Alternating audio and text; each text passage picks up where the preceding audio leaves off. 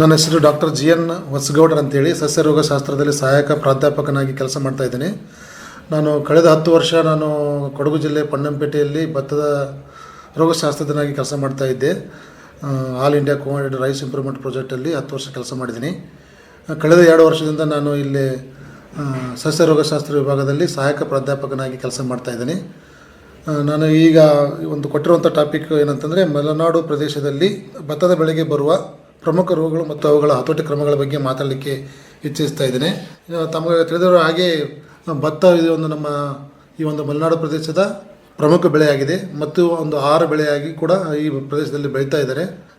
ಈ ಒಂದು ಪ್ರದೇಶದಲ್ಲಿ ಪ್ರಮುಖವಾಗಿ ಬರುವಂಥ ರೋಗಗಳು ಯಾವುವು ಅಂತಂದರೆ, ಭತ್ತದಲ್ಲಿ ನಾವು ಸುಮಾರು 20ಕ್ಕೂ ಹೆಚ್ಚು ರೋಗಗಳನ್ನ ಕಾಣ್ತೀವಿ. ಅದರಲ್ಲಿ ಪ್ರಮುಖವಾಗಿ ನಮ್ಮ ಈ ಒಂದು ಪ್ರದೇಶದಲ್ಲಿ ಬರುವಂಥ ರೋಗಗಳು ಯಾವುವು ಅಂದರೆ, ಬೆಂಕಿ ರೋಗ, ಕಂದು ಚುಕ್ಕಿ ರೋಗ, ಊದ ಬತ್ತಿ ರೋಗ ಮತ್ತು ಹುಸಿ ಕಾಡಿಗೆ ರೋಗ, ಅದೇ ಥರನಾಗಿ ಎಲೆ ಕವಚದ ಮಚ್ಚೆ ರೋಗ, ತೆನೆ ಕವಚ ಕೊಳೆ ರೋಗ, ಇವೆಲ್ಲವೂ ಶಿಲೀಂಧ್ರದಿಂದ ಬರುವಂಥ ರೋಗಗಳು. ಮತ್ತು ಒಂದಿಷ್ಟು ದುಂಡಾಣುಗಳಿಂದ ಬರುವಂಥ ರೋಗಗಳು ಕೂಡ ಇರ್ತವೆ, ನಂಜಾನುಗಳಿಂದ ಬರುವಂಥ ರೋಗಗಳು ಕೂಡ ಇರ್ತವೆ. ನಮ್ಮ ಮಲೆನಾಡು ಪ್ರದೇಶದಲ್ಲಿ ಭಾಳಷ್ಟು ಶಿಲೀಂಧ್ರದಿಂದ ಬರುವಂಥ ರೋಗಗಳ ಬಾಧೆ ಭಾಳಷ್ಟು ಕಂಡು ಬರ್ತದೆ. ಅದರಲ್ಲಿ ಪ್ರಮುಖವಾಗಿ ಬೆಂಕಿ ರೋಗ. ತಮಗೆ ಆ ಬೆಂಕಿ ರೋಗದ ಲಕ್ಷಣ ಗೊತ್ತು ಇರುವ ಹಾಗೆ ಈ ಒಂದು ಪ್ರದೇಶದಲ್ಲಿ ಭಾಳಷ್ಟು ತೀವ್ರ ರೋಗವನ್ನು ಉಂಟು ಮಾಡ್ತದೆ. ಎಲೆ ಮೇಲೆ ಚಿಕ್ಕ ಕಂದು ಬಣ್ಣದ ಚುಕ್ಕೆಗಳು ಕಾಣ್ತವೆ. ನಂತರ ಅದು ಒಂದು ತರನಾಗಿ ಸ್ಪಿಂಡಲ್ ಶೇಪ್ ಅಂತ ಹೇಳ್ತೀವಿ. 2 ತುದಿಗಳ ಚೂಪಾಗಿ ನಂತರ ಒಂದು ಮಧ್ಯಭಾಗದಲ್ಲಿ ಬೂದಿ ಬಣ್ಣಕ್ಕೆ ತಿರುಗಿ ಕಂದು ಬಣ್ಣದ ಉಂಗುರುಗಳಿಂದ ಆವೃತವಾಗಿರ್ತದೆ. ಇಂಥ ಹಲವಾರು ಚುಕ್ಕೆಗಳು ಸೇರಿ ಇಡೀ ಒಂದು ಎಲೆ ಭಾಗ ಸುಟ್ಟಂಗೆ ಕಾಣುತ್ತೆ. ಚುಕ್ಕೆಗಳು ಸೇರಿ ಎಲೆಗಳನ್ನು ಸಂಪೂರ್ಣವಾಗಿ ಸುಟ್ಟಂತೆ ಕಾಣೋದ್ರಿಂದ ಗಿಡ ಕುಂಠಿತವಾಗ್ತದೆ. ಈ ರೋಗದ ಲಕ್ಷಣಗಳು ಎಲೆ, ಗಿನ್ನು, ತೆನೆಯ ದೇಟು, ತೆನೆ ಹಾಗೂ ಕಾಳುಗಳ ಮೇಲೂ ಕೂಡ ಕಾಣ್ತದೆ. ಅಂದ್ರೆ ಗಿಡದ ಎಲ್ಲ ಸಂಪೂರ್ಣ ಮೇಲ್ಭಾಗ, ಮಣ್ಣಿನಿಂದ ಇರುವಂಥ ಮೇಲ್ಭಾಗವನ್ನು ಹಾನಿ ಉಂಟು ಮಾಡ್ತದೆ. ಈ ಒಂದು ರೋಗಾಣು ಮತ್ತು ಹರಡುವಿಕೆ ಬಗ್ಗೆ ನಾನು ಹೇಳಲಿಕ್ಕೆ ಇಚ್ಛಿಸ್ತೇನೆ. ಈ ಒಂದು ಶಿಲೀಂಧ್ರ ರೋಗಾಣು ಪರಿಕ್ಯುಲೇರಿಯಾ ಒರೈಜಿ ಎಂಬ ಶಿಲೀಂಧ್ರದಿಂದ ಈ ರೋಗ ಬರ್ತದೆ. ಈ ರೋಗಾಣು ಗಾಳಿ ಮುಖಾಂತರ ಹರಡುತ್ತದೆ. ಬಾಧೆಗೆ ಒಳಗಾದ ಭತ್ತದ ಭಾಗಗಳು ಮತ್ತು ಬೀಜದ ಮುಖಾಂತರ ಕೂಡ ಹರಡ್ತದೆ. ನೀರಿನ ಮುಖಾಂತರ ಕೂಡ ಬಾಧೆಯಾದ ಗದ್ದೆಯಿಂದ ಮತ್ತೊಂದು ಗದ್ದೆಗೆ ಕೂಡ ಹರಡ್ತದೆ. ರೋಗಾಣುಗಳು ಭತ್ತದ ಜಾತಿಯ ಸಸ್ಯಗಳಲ್ಲೂ ಕೂಡ ಗದ್ದೆಯಲ್ಲಿ ಸುತ್ತಲೂ ಇರುವ ಸಸ್ಯಗಳ ಮುಖಾಂತರ ಕೂಡ ಹರಡುತ್ತದೆ. ಈ ಒಂದು ಅನುಸಾರವಾಗಿ ನಾವು ಈ ರೋಗದ ಹತೋಟಿ ಕ್ರಮಗಳನ್ನು ಅಳವಡಿಸ್ಕೊಳ್ಬೇಕಾಗ್ತದೆ. ಬಿತ್ತನೆ ಬೀಜವನ್ನು ರೋಗದಲ್ಲಿರುವಂಥ ಪ್ರದೇಶದಿಂದ ಸಂಗ್ರಹಿಸಬಾರದು. ಏನಾದರೂ ಇದ್ದರೆ ಬೀಜೋಪಚಾರವನ್ನು ನಾವು ಕಾರ್ಬೆಂಡಿಸಮ್ ಅಂತ ಹೇಳ್ತೀವಿ. ಈ ಒಂದು ಶಿಲೀಂಧ್ರ ನಾಶಕದಿಂದ ನಾವು ಹತೋಟಿ ಮಾಡಬಹುದು. ಅಥವಾ ಟ್ರೈಸೈಕ್ಲೋಜಲ್ ಅಂತೇಳಿ, ಅದು ಕೂಡ ಒಂದು ಶಿಲೀಂಧ್ರ ನಾಶಕ.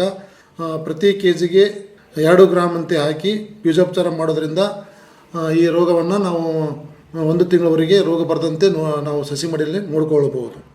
ಗದ್ದೆಯಲ್ಲಿ ಶಿಲೀಂಧ್ರನಾಶಕಗಳಾದ ಇದೇ ಕಾರ್ಬೆಂಡಿಸಮ್ ಅಥವಾ ಟ್ರೈಸೈಕ್ಲೋಜಲ್ ಏನಾದರೂ ಈ ಬೆಂಕಿ ರೋಗದ ಲಕ್ಷಣ ಕಂಡು ಬಂದ ತಕ್ಷಣ ನಾವು ಸಿಂಪರಣೆ ಮಾಡಬೇಕಂತ ಹೇಳ್ತೀವಿ. 1 ಗ್ರಾಮ್ ಪ್ರತಿ ಲೀಟರ್ ನೀರಿಗೆ ಕಾರ್ಬೆಂಡಿಸಮ್ನ ಹಾಕಿ ಸಿಂಪರಣೆ ಮಾಡೋದ್ರಿಂದ ರೋಗವನ್ನು ಹತೋಟಿ ಮಾಡಬಹುದು. ಅದಲ್ಲದೆ ನಾವು ಬಿತ್ತುವ ಸಮಯದಲ್ಲಿ ಈ ರೋಗ ಬರುವಂಥ ಪ್ರದೇಶದಲ್ಲಿ ರೋಗದ ನಿರೋಧಕ ತಳಿಗಳನ್ನು ಬಳಕೆ ಮಾಡೋದ್ರಿಂದ ಭಾಳಷ್ಟು ಒಳ್ಳೆಯದಾಗ್ತದೆ. ಈಗ ಫಾರ್ ಎಕ್ಸಾಂಪಲ್ ಉದಾಹರಣೆ ಹೇಳಬೇಕಂದ್ರೆ, ತುಂಗ ಮತ್ತು KPR 1 ಮತ್ತು ಸಹ್ಯಾದ್ರಿ ಕೆಂಪು ಮುಕ್ತಿ ಅಂತೇಳಿ ಒಂದಿಷ್ಟು ವಿಶ್ವವಿದ್ಯಾಲಯದಿಂದ ಬೆಳೆಯಾದಂಥ ತಳಿಗಳಿದ್ದಾವೆ. ಆ ತಳಿಗಳು ಈ ಒಂದು ರೋಗ ನಿರೋಧಕ ಶಕ್ತಿಗೆ ಅನುಕೂಲಕರವಾಗಿರುತ್ತೆ. ಹಾಗಾಗಿ ಈ ತಳಿಗಳಿಗೆ ರೋಗ ಬರುವುದಿಲ್ಲ. ಶಿಫಾರಸು ಪಡಿಸಿದ ರಾಸಾಯನಿಕ ಗೊಬ್ಬರವನ್ನು ಬಳಕೆಯನ್ನು ಕೂಡ ಮಾಡಬೇಕಾಗ್ತದೆ. ಅಷ್ಟು ಪ್ರಮಾಣದಲ್ಲಿ ನಾವು ಹಾಕಿದ್ದೇ ಆದರೆ ರೋಗ ಹತೋಟಿ ಮಾಡಬಹುದು. ಅಧಿಕ ಹಸಿರು ಗೊಬ್ಬರ ಬಳಕೆಯಿಂದ ಕೂಡ ರೋಗವನ್ನು ಹತೋಟಿ ಮಾಡಬಹುದು.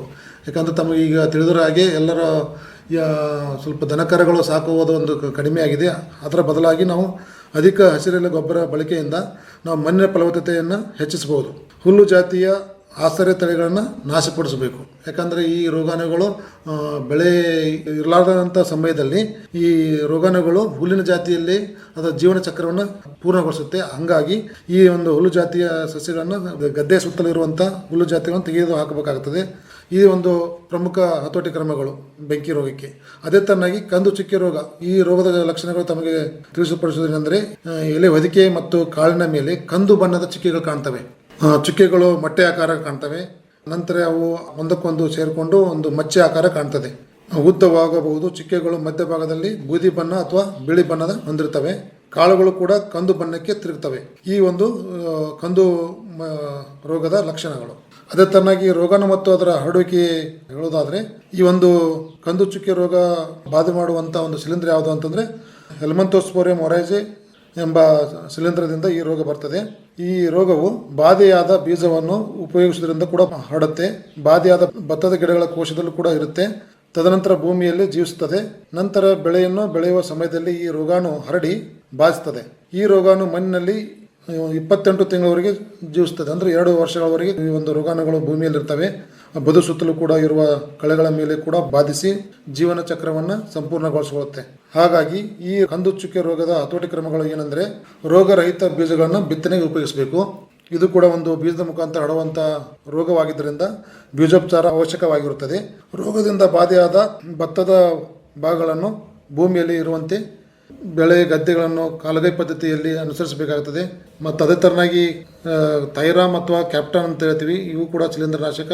ಅದಲ್ಲದೆ ಅಥವಾ ಕಾರ್ಬನ್ಡಿಸಮ್ ಕೂಡ ಉಪಯೋಗ ಮಾಡಿಕೊಂಡು ನಾವು ಬೀಜೋಪಚಾರ ಮಾಡೋದ್ರಿಂದ ಈ ರೋಗವನ್ನು ತಡೆಗಟ್ಟಬಹುದು. ಸಸಿ ಮಡಿಯಲ್ಲಿ ಮತ್ತು ನಾಟಿ ಮಾಡಿದ ಗದ್ದೆಯಲ್ಲಿ ರೋಗದ ಲಕ್ಷಣಗಳು ಕಾಣಿಸಿದಾಗ ಪ್ರತಿ ಲೀಟರ್ ನೀರಿಗೆ ನಾವು ಈ ಒಂದು ರೋಗವನ್ನು ಹತೋಟಿ ಮಾಡಲಿಕ್ಕೆ 2 ಗ್ರಾಂ ಮ್ಯಾನ್ಕೋಜಬ್ ಅಥವಾ 1 ಗ್ರಾಂ ಕಾರ್ಬನ್ಡಿಸಮ್ ಬೆರೆಸಿ ಸಿಂಪಡಿಸಬೇಕು. ತೆನೆ ಹಂತದಲ್ಲಿ ಮತ್ತೊಮ್ಮೆ ಸಿಂಪಡಿಸೋದ್ರಿಂದ ಈ ರೋಗವನ್ನು ಗಿಡದ ಎಲ್ಲ ಹಂತದಲ್ಲಿ ಕೂಡ ರೋಗವನ್ನು ಹತೋಟಿ ಮಾಡಿದಂಗೆ ಆಗುತ್ತೆ. ಅದೇ ಥರನಾಗಿ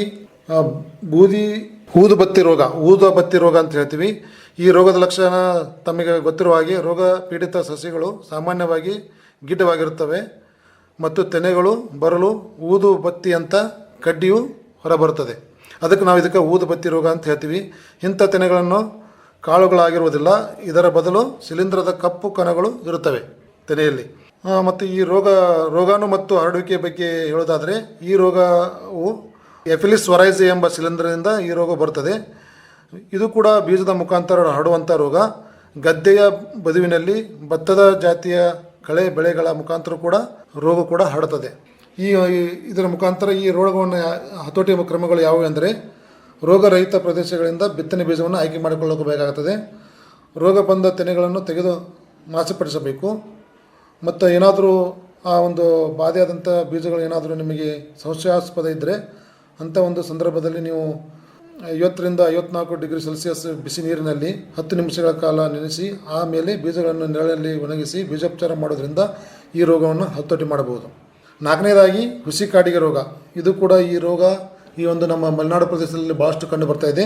ಈ ರೋಗದ ಲಕ್ಷಣ ಕೂಡ ನಿಮಗೆ ಹುಸಿ ಕಾಡಿಗೆ ರೋಗದ ಲಕ್ಷಣ ನಿಮಗೆ ಒಂದು ತೆನೆಯಲ್ಲಿ ಕೇವಲ ಕೆಲವು ಕಾಳುಗಳು ಮಾತ್ರ ರೋಗದ ಲಕ್ಷಣಗಳನ್ನು ತೋರಿಸ್ತವೆ. ರೋಗಕ್ಕೆ ತುತ್ತಾದ ಕಾಳುಗಳು ಹಳದಿ ಅಥವಾ ದಟ್ಟ ಹಸಿರು ಬಣ್ಣದ ಉಂಡೆಗಳ ಹಾಗೆ ಮಾರ್ಪಾಡಾಗಿರುತ್ತವೆ. ಇಂತಹ ಉಂಡೆಗಳು ಶಿಲೀಂಧ್ರದ ಕವಚ ಮತ್ತು ಬೀಜಗಳ ಕಣಗಳನ್ನು ಹೊಂದಿರುತ್ತವೆ. ಈ ಒಂದು ರೋಗ ಯಾವ ಥರನಾಗಿ ಹರಡುತ್ತದೆ ಅಂತಂದರೆ, ರೋಗಾಣು ಮತ್ತು ಅದರ ಹರಡುವಿಕೆ ಬಗ್ಗೆ ನಾನು ಹೇಳೋದಾದರೆ, ಈ ಒಂದು ಹುಸಿಕಾಡಿಗೆ ರೋಗವು ಎಸ್ಟಿಲಿಯಾಜಿನಿಯಾಯ್ಡ ವೈರಸ್ ಎಂಬ ಶಿಲೀಂಧ್ರದಿಂದ ಬರ್ತಾ ಇದೆ.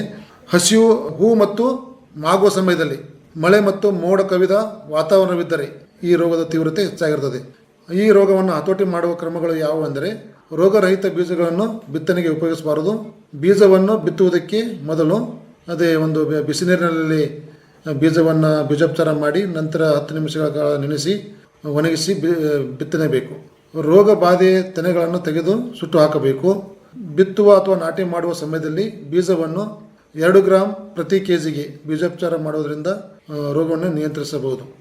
5ನೇದಾಗಿ ಎಲೆ ಕವಚದ ಮಚ್ಚೆ ರೋಗ ಮತ್ತು ತೆನೆ ಕವಚ ಕೊಳೆ ರೋಗ. ಇವು ಕೂಡ ಒಂದು ಶಿಲೀಂಧ್ರದಿಂದ ಬರುವಂಥ ರೋಗಗಳು.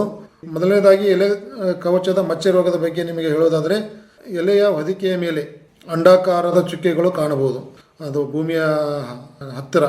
ಇಂತಹ ಚುಕ್ಕೆಗಳು ಕೇಂದ್ರ ಭಾಗವು ಬೂದಿ ಮಿಶ್ರಿತ ಬಿಳಿ ಬಣ್ಣದಿಂದ ಕೂಡಿದ್ದು ಕಂದು ಬಣ್ಣದ ಉಂಗುರದಿಂದ ಆವೃತವಾಗಿರುತ್ತವೆ.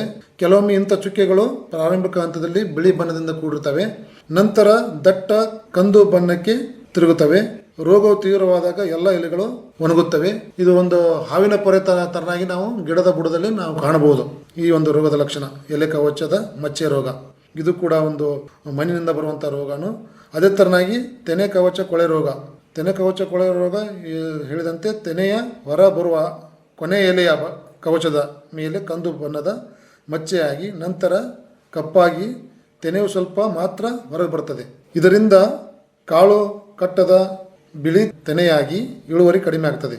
ಭತ್ತದ ನಾನಾ ಭಾಗಗಳಲ್ಲಿ ಅಂತರ್ವ್ಯಾಪಿಯಾಗಿ ಹರಡ್ತದೆ. ಅಂದರೆ ಇದೊಂದು ಸಿಸ್ಟಮಿಕ್ ರೋಗ ಅಂತ ಹೇಳ್ತೀವಿ. ಒಂದು ಭಾಗದಿಂದ ಇನ್ನೊಂದು ಭಾಗಕ್ಕೆ ಈ ರೋಗ ಹರಡ್ತದೆ. ಹಾಗಾಗಿ ಈ ರೋಗಾಣು ಮತ್ತು ಈ ಹರಡುವಿಕೆ ಯಾವ ಥರನಾಗಿ ಈ ಎಲೆ ತೆನೆ ಕವಚಗಳ ರೋಗ ಇರ್ತದೆ ಅಂದರೆ, ಎಲೆ ಕವಚದ ಮಚ್ಚೆ ರೋಗವು ರಾಜಕ್ಟೋನಿಯಾ ಸೊಲನಿ ಎಂಬ ಶಿಲೀಂಧ್ರದಿಂದ ಬರ್ತದೆ. ಇದು ಕೂಡ ಒಂದು ಶಿಲೀಂಧ್ರ ರೋಗ. ಇದು ಕೂಡ ಮಣ್ಣಿನ ಮುಖಾಂತರ ಕೂಡ ಹರಡುತ್ತದೆ. ತೆನೆ ಕವಚ ಕೊಳೆ ರೋಗ ಕೂಡ ಸ್ಯಾರೋಕ್ಲಾಡಿಯಂ ಒರೈಸಿ ಎಂಬ ಶಿಲೀಂಧ್ರದಿಂದ ಬರ್ತದೆ. ಈ ರೋಗಗಳು ತೀವ್ರತೆ ಹೆಚ್ಚು ತೇವಾಂಶ ಮತ್ತು ಸಾಮಾನ್ಯವಾಗಿ ಉಷ್ಣಾಂಶ, ನಾಟಿಯಲ್ಲಿ ಸಸಿಗಳ ಸಂಖ್ಯೆ ಹೆಚ್ಚಾದಲ್ಲಿ ಮತ್ತು ಹೆಚ್ಚು ರಾಸಾಯನಿಕ ಗೊಬ್ಬರ ಹಾಕೋದ್ರಿಂದ ಅತಿ ವೇಗವಾಗಿ ಈ ರೋಗಗಳು ಹರಡುತ್ತವೆ. ಹಾಗಾಗಿ ಈ ಹತೋಟಿ ಕ್ರಮಗಳನ್ನು ಏನೇನು ಮಾಡಬೇಕಂತಂದರೆ, ಈ ಒಂದು ಎಲೆ ಕವಚ ಮಚ್ಚೆ ರೋಗ ಮತ್ತು ಕವಚ ಕೊಳೆ ರೋಗಕ್ಕೆ ರೋಗಗಳು ಬರುವ ಪ್ರದೇಶದಲ್ಲಿ ನಾಟಿ ಮಾಡುವ ಮೊದಲು ಶೇಕಡ ಅನ್ನೋ ಬದಲಾಗಿ 3 gram per kg of seeds ಅಂದರೆ 3 ಗ್ರಾಮ್ ಪ್ರತಿ kg ಬೀಜಗಳಿಗೆ ಬೀಜೋಪಚಾರ ಮಾಡೋದ್ರಿಂದ, ಕಾರ್ಬೆಂಡಾಜಿಮ್ ಎಂಬ ಶಿಲೀಂಧ್ರನಾಶಕವನ್ನು ಬೀಜೋಪಚಾರ ಮಾಡೋದ್ರಿಂದ ರೋಗವನ್ನು ಸಂಪೂರ್ಣವಾಗಿ ಹತೋಟಿ ಮಾಡಬಹುದು. ತೆಳುವಾಗಿ ನಾಟಿ ಮಾಡುವುದು, ಏಕೆಂದರೆ ತೆಳುವಾಗಿ ನಾಟಿ ಶಿಫಾರಸು ಪಡಿಸಿದ ಗಿಡಗಳ ಅಂತರವನ್ನು ಕಾಪಾಡಿಕೊಳ್ಳುವುದರಿಂದ ಈ ಒಂದು ಥರದಂಥ ರೋಗಗಳು ಬರುವುದಿಲ್ಲ. ಗದ್ದೆಯಲ್ಲಿ ನೀರು ಬಸಿದು ನಂತರ ಪ್ರತಿ ಲೀಟರ್ ನೀರಿಗೆ 1 ಗ್ರಾಮ್ ಕಾರ್ಬೆಂಡಾಜಿಮ್ ಅಥವಾ 0.5 ಮಿಲಿಲೀಟರ್ ಪ್ರೊಪಿಕೋನಜೋಲ್ ಶಿಲೀಂಧ್ರದ ನಾಶಕವನ್ನು ಬುಡ ಭಾಗಕ್ಕೆ ಮತ್ತು ತೆನೆ ಕವಚದ ಕೊಳೆ ರೋಗಕ್ಕೂ ಸಿಂಪರಣೆ ಮಾಡಬಹುದು. ಅವಶ್ಯವಿದ್ದಲ್ಲಿ ನೀವು 15 ದಿನವಾದ ನಂತರ ಮತ್ತೆ ಇದೇ ಸಿಂಪರಣೆಯನ್ನು ಮುಂದುವರಿಸಬೇಕು. ಇವೆಲ್ಲವೂ ಈ ಒಂದು 5 ಪ್ರಮುಖ ರೋಗಗಳು ಈ ಒಂದು ನಮ್ಮ ಮಲೆನಾಡು ಪ್ರದೇಶದಲ್ಲಿ ಕಂಡುಬರ್ತವೆ. ಈ ರೋಗಗಳನ್ನು ಹೇಳಿದಂತೆ ಶಿಫಾರಸು ಪಡಿಸಿದ ಒಂದು ಬೇಸಾಯ ಕ್ರಮಗಳು ಇರಬಹುದು ಅಥವಾ ರೋಗ ನಿರೋಧಕ ಶಕ್ತಿ ಇರುವಂಥ ತಳಿಗಳನ್ನು ಆಯ್ಕೆ ಮಾಡಿಕೊಂಡು ಈಗಾಗಲೇ ಹೇಳಿದಂಥ ಶಿಲೀಂಧ್ರನಾಶಕಗಳನ್ನು ಬಳಕೆ ಮಾಡಿಕೊಂಡು ಸಮಗ್ರವಾಗಿ ಈ ರೋಗಗಳನ್ನು ಹತೋಟಿ ಮಾಡಬಹುದು. ಹೆಚ್ಚಿನ ಮಾಹಿತಿಯನ್ನು ಏನಾದರೂ ಬೇಕಾದರೆ ಈ ನನ್ನ ಒಂದು ಮೊಬೈಲ್ ನಂಬರನ್ನು ತಮಗೆ ನೀಡ್ತಾ ಇದ್ದೇನೆ. ಅದು 9008079737 ಈ ಒಂದು ನಂಬರಿಗೆ ನೀವು ಕಾಲ್ ಮಾಡ್ಬೋದು. ಏನಾದರೂ ಸಮಸ್ಯೆ ಇದ್ದರೆ ಕೇಳ್ಬೋದು ಅಂತ ತಮ್ಮಲ್ಲಿ ಕೇಳ್ಕೊಳ್ತೇನೆ.